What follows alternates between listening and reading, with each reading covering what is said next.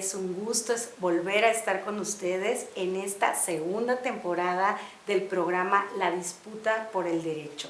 En este programa analizamos desde un pensamiento crítico del derecho, pues una serie de elementos, reformas, formación jurídica, análisis del derecho desde una perspectiva crítica. Hoy estamos de manteles largos porque tenemos con nosotras a la profesora María Elena Atardellido. Un gusto, María Elena, que estés aquí con nosotras. Ella es doctora en Derecho Constitucional y Administrativo, máster en Derecho Constitucional y Procesal Constitucional y en Derecho Internacional. Es académica e investigadora boliviana, forma parte de la Red de Mujeres Constitucionalistas de Latinoamérica, con línea de investigación y publicaciones en género, pueblos indígenas, argumentación jurídica y derecho jurisprudencial.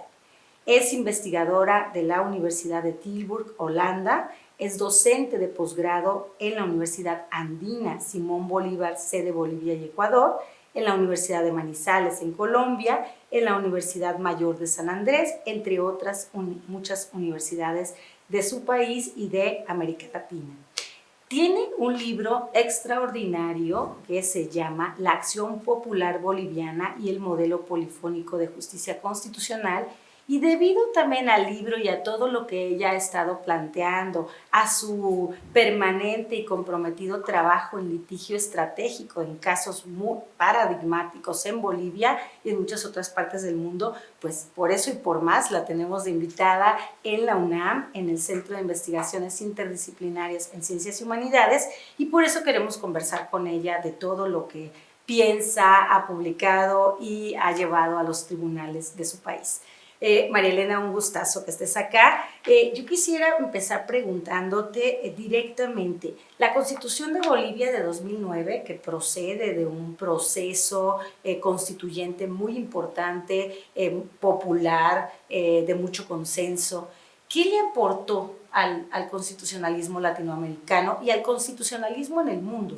Constitucionalismo contemporáneo. ¿Qué es lo que le aporta? Porque sabemos que la Constitución de Bolivia de 2009 es paradigmática en muchos elementos, pero te queremos escuchar a ti.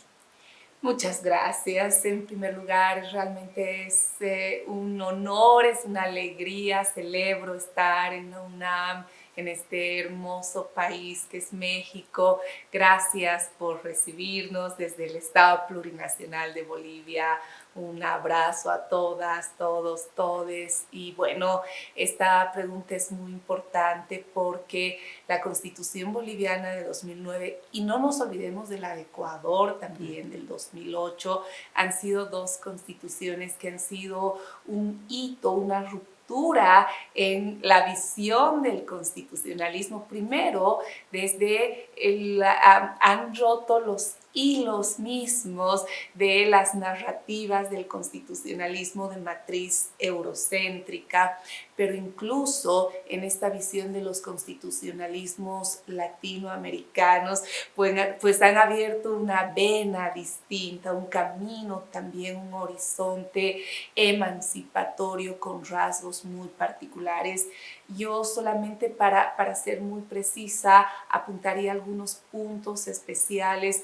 Primero, el construir un modelo constitucional, una constitución desde la parte dogmática y la parte orgánica, desde los principios de plurinacionalidad, de pluralismo, de interculturalidad, de descolonización y de despatriarcalización, creo que ha sido el hito fundamental. Eso ha implicado un tránsito importante constitucionalmente hablando de una visión de el Estado-nación, incluso el Estado pluricultural, a una visión de un Estado plurinacional que tiene la visión esencialmente de superar esa visión monocultural, ¿no? de Estado, una visión homogeneizante, y desde estos principios constitucionales los pueblos indígenas, ¿no? y también los pueblos afrodescendientes pues forman parte de la estructura estructura misma del Estado, ¿no? Entonces, esta constitución, la boliviana en particular, ha reivindicado la cláusula de libre determinación que va a asegurar que los pueblos indígenas formen parte de esta estructura del Estado, ¿no? Pero además va a implicar que ejerzan sus sistemas políticos, sus sistemas jurídicos, sus sistemas económicos, sus espiritualidades, ¿no? En el marco de sus cosmovisiones, de su especificidad cultural. Ese ha sido un avance, por lo menos en el diseño constitucional, muy importante, y además la Constitución ha reconocido un pluralismo jurídico de tipo igualitario, que es otra ruptura epistémica, porque ya no solamente debemos pensar desde una visión legicentrista, ¿no? Sino también desde las otras juridicidades en las cuales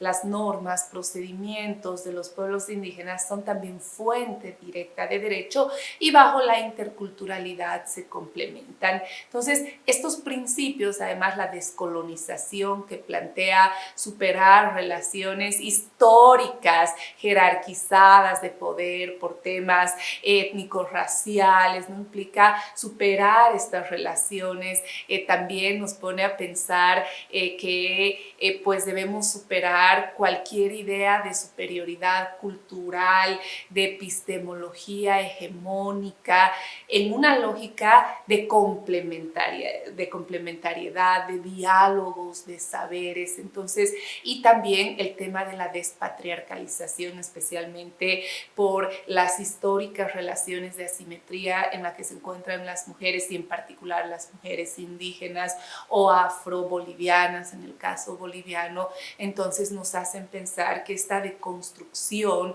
¿no?, tiene que también considerar la voz de las históricamente oprimidas, excluidas, que son las mujeres y otros grupos también excluidos, ¿no? Entonces yo clasificaría este primer rasgo, también implicaría como una segunda característica importante el tema de el esquema de derechos fundamentales, una coexistencia de derechos de raigambre liberal, pero una coexistencia en igualdad jerárquica con derechos colectivos, no entendiendo que los pueblos indígenas son titulares de derechos colectivos que además son de aplicación directa, no necesitan ley de desarrollo y tienen una herramienta de directa justiciabilidad, ¿no? Por ejemplo, la consulta previa, el derecho a la territorialidad, son derechos que coexisten con los derechos de raigambre liberal. Y bueno, la introducción de un nuevo catálogo de derechos que ha sido también revolucionario en el diseño constitucional boliviano y también ecuatoriano, ¿no? Como la naturaleza, ¿qué lugar tiene para el tema de la protección de derechos en la Constitución boliviana?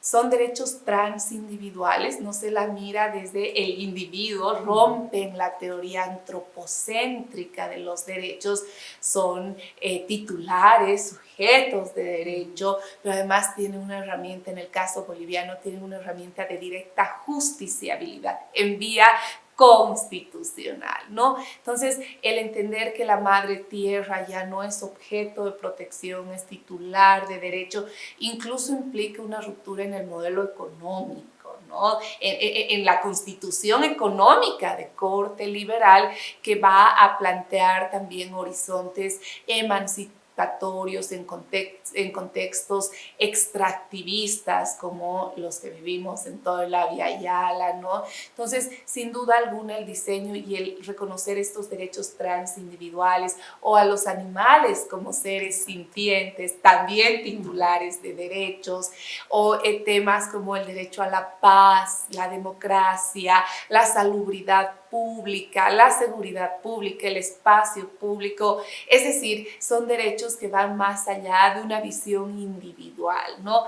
Este catálogo de derechos, pero además con herramientas de directa justiciabilidad, es decir, en Bolivia, si bien en México tenemos los antecedentes de el amparo, porque claro, a la Constitución de Querétaro, nos da todo un andamiaje histórico, Los pero derechos sociales. exactamente con los derechos sociales, creo que la Constitución boliviana en este camino del constitucionalismo latinoamericano ha llegado a un punto cúspide en la justiciabilidad de los derechos, es decir, ese amparo en Bolivia tiene otras variantes como por ejemplo la acción popular que protege incluso estos derechos transindividuales como los de la madre tierra, pero además de una manera también descolonizada del derecho procesal constitucional, ¿no? Y a eso quiero llegar para que podamos escucharte esta propuesta muy innovadora que tú tienes cuando explicas la Constitución boliviana, los aportes que tiene la Constitución boliviana de 2009 junto con la Constitución efectivamente de Ecuador de 2008. Tú hablas de un modelo de justicia polifónico, que es la que reside en la Constitución boliviana de 2009. ¿A qué te refieres con eso, Elena? Bueno, el modelo polifónico de justicia constitucional plantea una visión de ruptura con el modelo de control concentrado eurocéntrico de constitucionalidad, ¿no? Que tiene una base en control normativo, ¿no? El control de la compatibilidad esencialmente de la ley con la Constitución, bajo formalismos, ritualismos, pero que además no son mecanismos directos para las personas y las colectividades en términos de acceso a la justicia, de una justicia de proximidad, que es también uno de los temas en esta democracia plural que es importante. Entonces, el modelo polifónico va a entender un control de constitucionalidad, primero desde esta ruptura de la teoría generacional de los derechos, esta coexistencia de derechos individuales, colectivos, transindividuales, que van a ser de aplicación directa, el principio de aplicación directa de la Constitución le da a la Constitución no un valor nominal, sino un valor normativo por sí mismo, ya no tiene solo un valor político, sino un valor normativo, y aquí se reivindica el modelo argumentativo desde enfoques de, por ejemplo, derechos humanos, desde enfoques diferenciales, ¿no? Y un activismo judicial, pero no una tiranía judicial, ¿no? Sino ¿a qué te refieres con activismo judicial? Justamente en esta visión del modelo, los derechos son de aplicación directa, el juez va a ser el activista judicial que va a tutelar los derechos con los límites que enseguida vamos a mirar, y el potencial del modelo polifónico está en las acciones tutelares, es decir, acciones de control tutelar rápidas, sencillas, accesibles a cualquier persona, a cualquier pueblo indígena, ¿no? Que supere los ritualismos desproporcionados, las barreras que siempre han sido históricamente infranqueables para quienes están en asimetría, peor aún en sociedades como las nuestras, donde hay un patrón estructural de discriminación, de barreras infranqueables. Y aquí viene justamente el activismo judicial.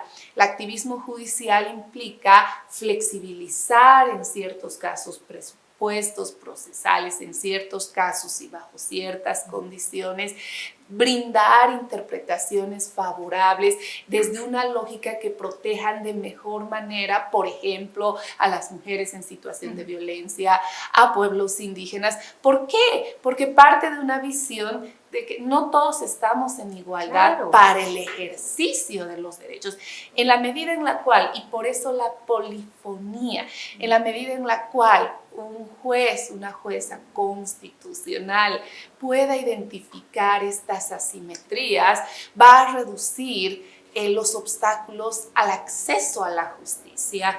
En el Abya Yala, lamentablemente, la justicia es una justicia formal de las togas negras, poderosas, que no miran, que no sienten. En cambio, el modelo polifónico obliga al juez, a la jueza, a comprender estas asimetrías, y la labor de argumentación desde el caso concreto pues va a implicar ese activismo, reducir esas brechas o trabajar en temas como por ejemplo la reparación integral de daños con vocación transformadora, pero también desde mirar estas asimetrías. Y eso implica en materia constitucional un cambio sustancial, porque el juez constitucional o la jueza constitucional ya no debe ser el juez o jueza de escritorio, debe ser aquel juez que promueva esos procesos de traducción y entendimiento, que desde una cercanía bajo los diálogos interculturales, interjurisdiccionales, por ejemplo, vaya a Chiapas y entienda en Chiapas qué significa ser mujer, desde la voz directa de la mujer, pero entendiendo además el contexto de la realidad, de las relaciones históricas, de asimetrías, de desventajas. Solo así va a poder dar, por ejemplo, va a interpretar y va a poder generar un precedente que va a ser fuente directa de derecho, no desde su cómoda realidad y no desde su posición de privilegio, sino desde la voz de quien realmente necesita ejercer plenamente el derecho. Eso que acabas de decir es tan importante en términos del perfil que necesitamos en los jueces y las juezas. Un perfil que esté en el territorio, que también haga territorio, que esté cerca de la gente, que pueda observar, como bien dijiste, las asimetrías de poder históricas, estructurales, que, digamos, se esfuerce en desformalizar el derecho, porque si no, no hay acceso real a la justicia. Y en ese sentido, brevemente te quisiera pedir, Elena, que nos hables un poco de la experiencia en Bolivia en torno a la elección popular de los jueces y qué podríamos en México aprender de esa experiencia que ustedes ya tienen, y que me imagino que también ha habido complejidades, que hay muchas cosas por perfeccionar, pero que nos vendría muy bien en México conocer de primera fuente, de primera mano, esa experiencia que ustedes ya tienen desde 2009. No, gracias por la pregunta. Y bueno, yo quisiera empezar señalando que sí es importante ver la forma de elección, pero tenemos que considerar un tema común en Bolivia, en México, en Perú, en Colombia, y es el tema lamentablemente de la corrupción y de las afectaciones a la garantía de independencia judicial. Entonces, cualquier forma de elección no va a haber una fórmula perfecta. Creo que esa es la primera idea que debemos resaltar. Peor aún en estos contextos en los cuales, además de formas de elección, hay que reducir ¿no? esos índices de corrupción, hay que fortalecer transparencia, acceso a la información pública. Y un tema al cual voy a llegar, que es el que tú mencionabas, el perfil. ¿Cómo queremos en sociedades diversas, tan asimétricas, que sea un juez? ¿Por qué? Porque si nos olvidamos del perfil y solamente discutimos sobre una forma, ¿no? Con el tema de los índices de corrupción, la corrupción está permeando en absolutamente todos los espacios. Entonces vamos a llegar a la conclusión de que la elección, por ejemplo, por órganos legislativos, tampoco va a asegurar que realmente tengamos a las mejores altas autoridades, o una elección por voto popular en estos contextos también va a ser compleja. En ambos escenarios, bajo estos elementos, son complejas. Por lo tanto, yo sí creo que uno de los elementos esenciales, primero, es ver en la etapa de preselección el perfil, más allá de cualquier mecanismo que puedas elegir. Ese perfil es muy importante Y quizás nosotros en Bolivia, uno de los temas que debemos reflexionar, repensar, porque sí, la elección por voto popular ha sido un logro ciudadano, ha sido una evolución importante, más aún si entendemos que la Constitución, por ejemplo, tiene un valor normativo, o sea, la legitimidad de una autoridad judicial es muy importante en este cambio de visión, que ya no solamente la legitimidad está en una asamblea legislativa, porque no vamos a razonar solo desde la ley. El precedente va a ser fuente directa de derecho en un pluralismo igualitario. Entonces, en ese sentido, el cómo vamos a ver el perfil del juez y cómo vamos a trabajar en etapa de preselección, si asumimos el tema del voto popular, son los puntos neurálgicos que tenemos que abordar. Entonces, el perfil del juez no solamente es un perfil académico formal, no es solo un juez que pueda reunir requisitos académicos, sino es también ese perfil que pueda tener la capacidad de generar esto que mencionábamos desde los modelos polifónicos, esa capacidad de hacer procesos de traducción, entendimiento.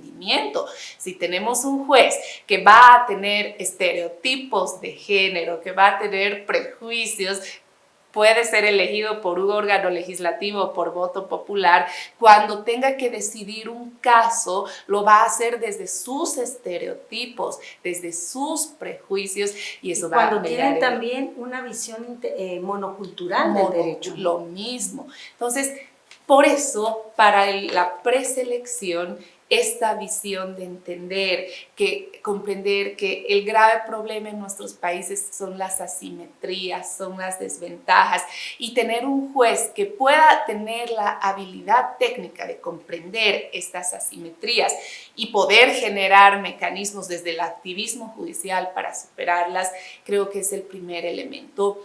Ahora bien, en Bolivia hemos tenido 2 elecciones de altas autoridades para el Tribunal Constitucional Plurinacional, el Consejo de la Magistratura, el Tribunal Supremo de Justicia y el Tribunal Agroambiental. Estamos en un tercer proceso eleccionario que ha sido, diría yo, uno de los más complicados desde la Constitución de 2009. Uno de los puntos más criticados en Bolivia justamente es el nivel de preselección de autoridades, ¿no? Porque la preselección se ha olvidado de este perfil de los jueces, ¿no? Y también esta preselección tiene que generar mecanismos, filtros, de manera tal que estas altas cortes, por ejemplo, cuando ejerzan control de constitucionalidad, tengan una composición plural, ¿no? Ahí están los equilibrios. Planteábamos, por ejemplo, la Constitución boliviana plantea el criterio de plurinacionalidad, ¿no? Entonces ahí debe asegurarse que, por ejemplo, autoridades de la justicia ordinaria y de la justicia indígena tengan una presencia. Mujeres, la cuota de mujeres, pero también de mujeres indígenas, tengan una presencia. Esa es una real forma de equilibrio. Entonces, la preselección sí que es una etapa en la cual hay que asegurar un perfil, y este perfil debe contener este enfoque en derechos humanos, los enfoques de diversidades, y a partir de ello, pues tratar de que exista una composición plural. La democracia comunitaria, por ejemplo, puede ser una buena forma para lograr que se ingrese, ¿no?, a esta composición plural realmente autoridades que ejerzan la justicia indígena, para darle así un equilibrio. Entonces, yo podría decir que en Bolivia ese ha sido uno de los puntos que tenemos que mejorar, el tema de la preselección y el perfil de juezas y jueces, y este perfil para cualquier forma de elección, ¿no? Muchísimas gracias, Elena, doctora María Elena Tarr, por todo esto que nos has compartido. Es muy importante tener referentes comparativos en con nuestros propios países, en nuestra región, porque tenemos sociedades que tienen unos parecidos y unas similitudes y unas referentes culturales que compartimos en nuestra América Latina y el Caribe, en Navia Yala también como se le nombra. Y ahora que en México estamos con una reforma judicial, tenemos mucho que aprender del caso de Bolivia, de lo que han aportado y de la experiencia de lo que todavía están por mejorar y está por perfeccionarse. Creo que después de escucharte, me parece muy importante que tengamos en cuenta que los perfiles de los jueces y juezas no sean los mismos. No obstante, tengamos una elección popular, una forma de elegir a los jueces diferente con la reforma judicial, que los perfiles sean distintos también, que no sea una visión monocultural del derecho, que haya una representación de todas las personas en nuestro país, es decir, de todos, de pueblos indígenas, de género, de las diversidades sexuales, en fin, que haya una representación real de la sociedad en las cortes, en las magistraturas, en el poder judicial. Agregaría, para ir cerrando, no sé qué te parezca, ya nos vamos despidiendo en el programa, que es importantísimo que se agreguen controles en torno a la transparencia, a la rendición de cuentas, para ponerle un dique importantísimo a la corrupción en el Poder Judicial, porque sabemos que en todos los poderes hay corrupción en nuestros países, pero tenemos que esforzarnos porque haya mejores mecanismos de transparencia, de rendición de cuentas y que haya un esquema ético del ejercicio de la función jurisdiccional. Pues te agradezco mucho a la doctora María Elena Attard por estar aquí en México, en la UNAM, en el CEICH, en este programa de la disputa por el derecho, segunda temporada. Nos vemos, nos encontramos en la siguiente edición. Gracias querida Ale, gracias. Solo concluiría señalando que bajo este modelo polifónico de justicia constitucional ya no queremos más todopoderosas togas negras, queremos una justicia real, que viva, que sienta y que garantice el ejercicio pleno de derechos sin discriminación.